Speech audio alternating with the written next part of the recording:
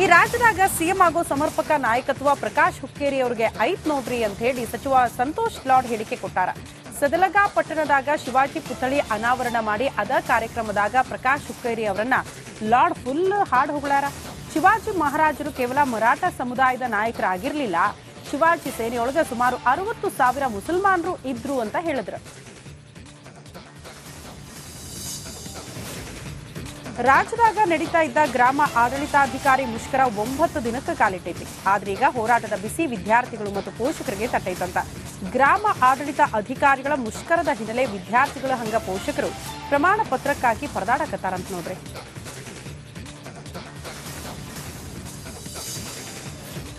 ಗದಗ ಜಿಲ್ಲೆಯೊಳಗ ಗೃಹಲಕ್ಷ್ಮಿಯರು ಸರ್ಕಾರದ ವಿರುದ್ಧ ಆಕ್ರೋಶ ವ್ಯಕ್ತಪಡಿಸಾರ. ಕಳೆದ 3-4 ತಿಂಗಳಾತ್ರಿ ಜಿಲ್ಲೆಯ 2,44,998 ಫಲಾನುಭವಿಗಳಂತ ಗೃಹಲಕ್ಷ್ಮಿ ರೊಕ್ಕಾನ ಬರವಲ್ ನಮಗ, ಹಿಂಗಾಗಿ ನಾವು ಏನ್ ಮಾಡ್ಬೇಕ್ರಿ ಅಂತ ಅವ್ರು ಪ್ರಶ್ನೆ ಮಾಡಿದ್ರು. ನಾವು 2,000 ನಂಬಿ ಬದುಕು ನಡೆಸಾಕತ್ತಿದ್ವಿ, ಸರ್ಕಾರ 4 ತಿಂಗಳಾತು ರೊಕ್ಕಾನ ಕೊಟ್ಟಿಲ್ಲ, ಕುಟುಂಬ ನಿರ್ವಹಣೆ ಮಾಡೋದು ಬಹಳ ಕಷ್ಟ ಆಗೈತಿ, ಬದುಕು ಸಾಗಿಸೋದು ಕಷ್ಟ ಆಗೈತಿ, ಇವ್ರನ್ನೆಲ್ಲ ಆರಿಸ್ಕೊಂಡ್ವಲ್ರಿ, ಏನ್ ಮಾಡ್ಬೇಕಂತ ಹೇಳಿ ಜನ ಆಕ್ರೋಶ ವ್ಯಕ್ತಪಡ್ತಾರ. 4 ತಿಂಗಳಾತ್ರಿ ನಮ್ಗೆ ದುಡ್ಡು ಬಂದಿಲ್ಲ. ಮೊದ್ಲು ಹಾಕ್ಬಾರ್ದಿತ್ತು, ಒಂದೇದ್ರಿ ಹಾಕಿಂದ ನಮಗ್ ಹೆಂಗಾಗಿ ಮಾಡಿಬಿಟ್ರ ಗೊತ್ತನ್ರಿ. ನಾಯಿಗೆ ರೊಟ್ಟಿ ಹೋಗೋದು ಆಸೆ ಹಾಕಿ ಕೈ ಬಿಟ್ಟಂಗ್ ಮಾಡಿಬಿಟ್ರು. ಆ ತರ ನಮ್ಗೆ ಈ ತರ ಮಾಡ್ಬಾರ್ದಿತ್ರಿ ಗೌರ್ಮೆಂಟ್. ಯಾಕಂದ್ರ ನಮ್ಗ ಅವ್ರು ಓಟ್ ಹಾಕಿಸ್ಕೊಳ್ಳುವಾಗೂ ಕೈ ಮುಕ್ಕೊಂಡು ಬಂದಿರ್ತಾರಲ್ಲ, ಆ ಟೈಮ್ನಾಗ ನಾವು ನಿಮ್ಗೆ ಓಟ್ ಹಾಕೋದಿಲ್ಲ ಅಂತ ಬೇರೆ ನಾವು ಹೇಳುದಿಲ್ಲ. ಏನೋ ಸರ್ಕಾರದವ್ರು ನಮ್ಗ ಹಕ್ಕು ಐತಿ, ಸರ್ಕಾರ ನಮ್ಗೆ ಏನಾರ ಮುಂದೆ ಸೌಲಭ್ಯ ಮಾಡ್ತೈತಿ ಅನ್ನೋದಕ್ಕೆ ನಾವು ಆಸೆಕ್ಕನ ಹಾಕ್ತೇವೆ ವಿನಃ ಅವ್ರಿಗೆ ಏನ್. ಬೆಳಗಾವಿ ಹಿಂಡಲ್ಗಾ ಜೈಲೊಳಗ ಕೈದಿಗಳಿದ್ರಲ್ರಿ, ಅವ್ರು ಬೇಕಾಬಿಟ್ಟಿ ಮೊಬೈಲ್ ಬಳಸಾಕತ್ತಾರಂತ. ಇಂಥದೊಂದು ಆರೋಪ ಕೇಳೋದಕ್ಕೆ ಸಿಕ್ಕಿತ್ತ. ಬಂದಿಖಾನೆ ಇಲಾಖೆ ಕೈದಿಗಳಿಗೆ ಈಗ ಮೂಗ್ದಾರ ಹಾಕಬೇಕಂತ ಹೇಳಿ ಜನ ನೆಟ್ವರ್ಕ್ ಶಾಕ್ ಕೊಟ್ಟಾರಂತ ನೋಡ್ರಿ. ಹಿಂಡಲ್ಗಾ ಜೈಲಿನ ಸುತ್ತಮುತ್ತ ಜೈಲ್ ಸಿಬ್ಬಂದಿ 5G ಜಾಮರ್ ಅಳವಡಿಸಾರಂತ. ಹಿಂಗಾಗಿ ನಮ್ ಜನ ಮೊಬೈಲ್ ಯೂಸ್ ಮಾಡಕತ್ರ ನೆಟ್ವರ್ಕ್ ಬರೋಲ್ದಂತ ಜನ ಒದ್ದಾಡುವಂಗಾಗೈತಿ. ನೀವು ಕೈದಿಗಳಿಗೆ ಶಿಕ್ಷೆ ಕೊಡಕ್ ಹೋಗಿ ನಮ್ಗೆ ಯಾಕ್ರಿ ಇಂಥ ಶಿಕ್ಷೆ ಅಂತ ಜನ ಮಾತಾಡಕತ್ತಾರ. ಜನಸಾಮಾನ್ಯರಷ್ಟೇ ಅಲ್ಲ, ಅಲ್ಲಿ ಪಂಚಾಯಿತಿ ಸಿಬ್ಬಂದಿ, ಬ್ಯಾಂಕ್ ಸಿಬ್ಬಂದಿ ಪಾಪ ಕೆಲ್ಸಕ್ಕ ಪರದಾಡುವಂಗಾಗಿತ್ತಂತ. ಯಾಕಂದ್ರೆ ನೆಟ್ವರ್ಕ್ ಬರೋಲ್ದು, ಜಾಮರ್ ಹಾಕ್ಯಾರ. ಹಿಂದಿನ 5 ದಿವಸ ಇದು ಜೇಲ್ ಪ್ರಿಮೈಸ್ ಒಳಗೆ ಅದು ಜಾಮರ್ ನಮ್ದು ಟ್ಯಾಕ್ಸ್ ಅಸೆಸ್ಮೆಂಟ್, ಟ್ಯಾಕ್ಸ್ ತುಂಬುದು, ಆನ್ಲೈನ್ ಉತ್ತಾರ, ಮತ್ತು ನಮ್ದು MG ಬ್ಯಾಂಕ್ ಇಲ್ಲೇ ಸಮೀಪ ಐತಿ, ಅಲ್ಲೇನ ಸರ್ವರ್ ಇಲ್ಲ, ಅಲ್ಲೇ ದುಡ್ಡು ಇದ್ದ ಅದು ತಗೋಕೆ ಭಾಳ ಅಡಚಣೆ ಆಗಾಕತ್ತಿತ್ತು. ಹಿಂದಿನ 5 ದಿವಸ ಇದು ವಿಜಯನಗರದ ಸಾಮ್ರಾಜ್ಯದ ಗತವೈಭವ ಸಾರುವ ಹಂಪಿ ಉತ್ಸವಕ್ಕೆ ದಿನಗಣನೆ ಶುರುವಾಗೈತಿ. ಹಿಂಗಾಗಿ ಹಂಪಿ ಉತ್ಸವಕ್ಕೆ ಎಲ್ಲಾ ಸಿದ್ಧತೆ ಮಾಡ್ಕೊಳಕತ್ತಾರ. ಉತ್ಸವಕ್ಕೆ ಬರೋ ಜನರಿಗೆ ವಾಹನಗಳ ಪಾರ್ಕಿಂಗ್ ಮಾಡಕ್ಕೆ ಸಮಸ್ಯೆ ಆಗಬಾರ್ದಲ್ಲ, ಹಾಗಾಗಿ ಹಂಪಿ ಸುತ್ತಮುತ್ತ 150 ಎಕರೆ ಅಂತ್ರಿ ಅಲ್ಲೆಲ್ಲ ಪಾರ್ಕಿಂಗ್ ಅಂತ ಹೇಳಿ ವ್ಯವಸ್ಥೆ ಮಾಡಕತ್ತಾರಂತ. ರೈತರು ಹೊಲ ಮುಖ್ಯ ವೇದಿಕೆ ಬಳಿ ಸೇರಿದಂಗ ಉಗ್ರ ನರಸಿಂಹ ಉದ್ಯಾನ ವೀರಭದ್ರ ದೇಗುಲದ ಬಳಿನೂ ಪಾರ್ಕಿಂಗಿಗೆ ಎಲ್ಲಾ ರೀತಿಯ ವ್ಯವಸ್ಥೆ ಮಾಡ್ಕೊಂಡಾರಂತ. ಮುಖ್ಯವಾಗಿ ಇಲ್ಲಿ ನಮಗೆ ಪಾರ್ಕಿಂಗ್ ಪ್ರಾಬ್ಲಮ್ ಇರ್ತಾ ಇತ್ತು ಪ್ರತಿ ವರ್ಷ. ಹಿಂದಿನ ವರ್ಷ ಇಲ್ಲಿನ ರೈತರ ಸಹಾಯದಿಂದ ನಾವು ಸುಮಾರು 80 ಎಕರೆಗೆ ಹೆಚ್ಚು ಪಾರ್ಕಿಂಗ್ ಅನ್ನ ರೈತರು ನಮಗೆ ಅವಕಾಶ ಮಾಡಿಕೊಟ್ಟಿದ್ರು. ಅದರಿಂದ ಪ್ರತಿಯೊಬ್ಬರು ಕೂಡ ಮೇನ್ ಸ್ಟೇಜ್ ವರೆಗೂ ವಾಹನದಲ್ಲಿ ಬರುವಂತೆ ಅವಕಾಶ ಆಗಿತ್ತು. ಈ ವರ್ಷ ಇನ್ನೂ ಕೂಡ ಒಂದು 25-30 ಎಕರೆ ನಮಗೆ ಜಾಸ್ತಿ ಸಿಗುವ ನಿರೀಕ್ಷೆ ಇದೆ. ಈಗಾಗಲೇ ಎಲ್ಲ ರೈತರು ಕೂಡ ಸಂತೋಷದಿಂದ ಒಪ್ಪಿದ್ದಾರೆ ಕೊಡ್ಲಿಕ್ಕೆ. ಆ ಎಲ್ಲ ರೈತರಿಗೂ ಕೂಡ ನಮ್ಮ ಜಿಲ್ಲಾಡಳಿತ ಪರವಾಗಿ ಅಭಿನಂದನೆಗಳನ್ನು ಮೂಲಕ ಸಲ್ಲಿಸಕ್ಕೆ ಇಷ್ಟಪಡ್ತೀನಿ. ಅವರು ಆ ರೀತಿ ನಮಗೆ ಜಾಗ ಕೊಟ್ಟಿದ್ರಿಂದ ಪ್ರತಿಯೊಬ್ಬ ಪ್ರವಾಸಿಗರು ಮತ್ತು ನೋಡ್ತಕ್ಕಂಥವ್ರು ಕೂಡ ಎಲ್ಲ ಸ್ಟೇಜ್ಗಳಿಗೆ ಬರಲಿಕ್ಕೆ ವಾಹನಗಳ ಮುಖಾಂತರ ಅವಕಾಶ ಆಗಿದೆ. ಹಂಪಿ ಉತ್ಸವಕ್ಕೆ ಸಂಚಾರಕ್ಕೆ ಸಮಸ್ಯೆ ಆಗಬಾರದು ಅನ್ನೋ ಕಾರಣಕ್ಕೆ ಎಲ್ಲಾ ರೀತಿ ಕ್ರಮ ಕೈಗೊಂಡೀವಿ ಅಂತ ಹೇಳಾರ. ಅನಂತ ಶಯನ ಗುಡಿ ರೈಲ್ವೆ ಮೇಲ್ಸೇತುವೆಯಿಂದ ಕಡ್ಡಿರಾಂಪುರ ಹಂಪಿ ತನಕ ಅಧಿಕಾರಿಗಳು ಎಲ್ಲಾ ರೀತಿ ಪರಿಶೀಲನೆ ಮಾಡಾಕತ್ತಾರಂತ. ಹಂಪಿ ಉತ್ಸವಕ್ಕೆ ಸಂಚಾರ ಸುಗಮವಾಗಬೇಕು, ಬರೋ ಜನರಿಗೆ ಸಮಸ್ಯೆ ಆಗಬಾರ್ದು.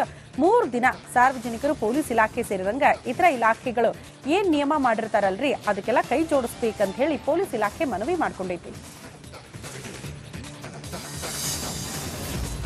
ಕಸದ ತಿಪ್ಪಿಯೊಳಗ ಸಿಕ್ಕ ವಿಶೇಷ ಚೇತನ ಕಂದಮ್ಮನಿಗೆ ಇಟಲಿ ದಂಪತಿ ಬೆಚ್ಚನೆಯ ಅಪ್ಪುಗೆ ಕೊಟ್ಟಾರಂತ ನೋಡ್ರಿ. ವಿಶೇಷ ಚೇತನ ಅನ್ನೋ ಕಾರಣಕ್ಕೆ ಹೆತ್ತವರು ನವಜಾತ ಶಿಶುವನ್ನ ಕಸದ ತಿಪ್ಪಿಗೆ ಹಾಕಿ ಹೋಗಿದ್ರು. ಇದನ್ನ ಕಂಡ ನಮ್ಮ ಇಟಲಿ ದಂಪತಿ ಕಸದ ತೊಟ್ಟಿಯೊಳಗೆ ಸಿಕ್ಕ ಮಗು ದತ್ತು ಪಡ್ಕೊಂಡು ಮಾನವೀಯತೆ ಮೆರೆದಾರ. ಸದ್ಯ ಆ ಮಗುಗೆ ಬೆಳಗಾವಿಯ ಸ್ವಾಮಿ ವಿವೇಕಾನಂದ ಸೇವಾ ಪ್ರತಿಷ್ಠಾನದ ಗಂಗಮ್ಮ ಚಿಕ್ಕುಂಬಿ ಮಠದ ಕೇಂದ್ರದಾಗ ಆರೈಕೆ ಮಾಡಕತ್ತಾರಂತ. DC ಮೊಹಮ್ಮದ್ ರೋಷನ್ ಸಮ್ಮುಖದಾಗ ಇಟಲಿ ದಂಪತಿಗೆ ಆ ಮಗುನ ಹಸ್ತಾಂತರ ಮಾಡಾರಂತ.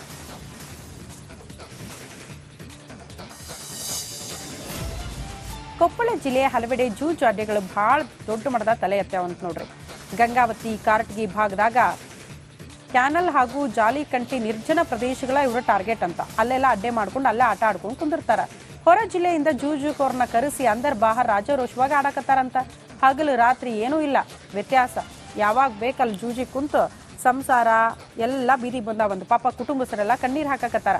ಪೊಲೀಸರು ಇದ್ದು ಇಲ್ದಂಗೆ ಆಗೈತ್ರಿ, ಕ್ರಮ ಕೈಗೊಳ್ಳೋಲ್ರಲ್ಲ ಅಂತ ಹೇಳಿ ಪಾಪ ಜೂಜ್ ಆಡ್ತಾರಲ್ಲ ಅವ್ರ ಕುಟುಂಬಸ್ಥರು ಕಣ್ಣೀರು ಹಾಕಕತ್ತಾರ.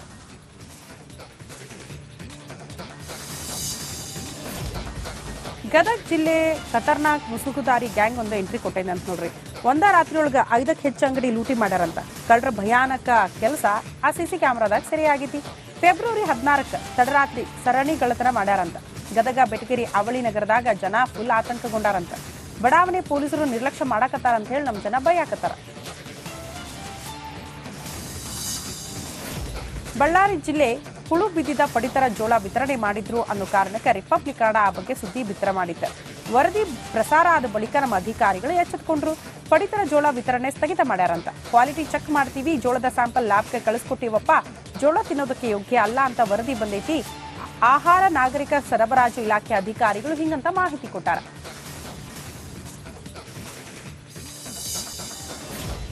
ಕಳೆದ 6 ತಿಂಗಳಿಂದ ಕಾಟ ಕೊಡ್ತಿದ್ದ ಚಿರತೆಯನ್ನ ಈಗ ಕೊನೆಗೂ ಅರಣ್ಯಾಧಿಕಾರಿಗಳು ಸೆರೆ ಹಿಡಿದಾರಂತ. ಕೊಪ್ಪಳ ಜಿಲ್ಲೆ ಕುಕನೂರು ತಾಲೂಕಿನ ಗವರಾಳ ಗ್ರಾಮದ ಬಳಿ ಪದೇ ಪದೇ ಈ ಚಿರತೆ ಓಡಾಡ್ತಿತ್ತು. ಪಾಪ ಜನ ಆತಂಕಗೊಂಡಿದ್ರ. ಹಿಂಗಾಗಿ ಕಲ್ಲು ಕ್ವಾರಿಯ ಬಳಿ ಇಟ್ಟಿದ್ದ ಬೋನಿಗೆ ಚಿರತೆ ಬಿದ್ದೈತಂತ ನೋಡ್ರಿ. ಆ ಸೆರೆ ಹಿಡಿದ ಚಿರತೆ ಐತಲ್ಲ ಕಮಲಾಪುರ ಪ್ರಾಣಿ ಸಂಗ್ರಹಾಲಯಕ್ಕೆ ಈಗ ಶಿಫ್ಟ್ ಮಾಡಾರಂತ ಅಧಿಕಾರಿಗಳು.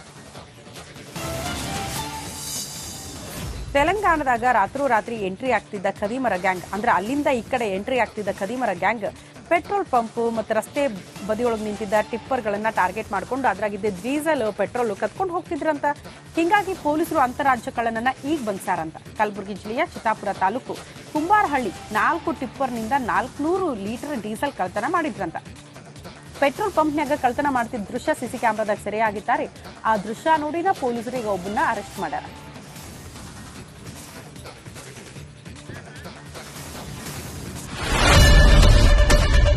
ಏನ್ ಪ್ರಾಬ್ಲಮ್ ಇಲ್ಲ ಏರಿಯಾದಲ್ಲಿ? ಏನ್ ಪ್ರಾಬ್ಲಮ್? ಏನ್ ನಿಮ್ ಪ್ರಾಬ್ಲಮ್? ಇನ್ನೆಲ್ಲ ಪ್ರಾಬ್ಲಮ್ ಐತಿಲ್ಲ ಹೇಳಿ.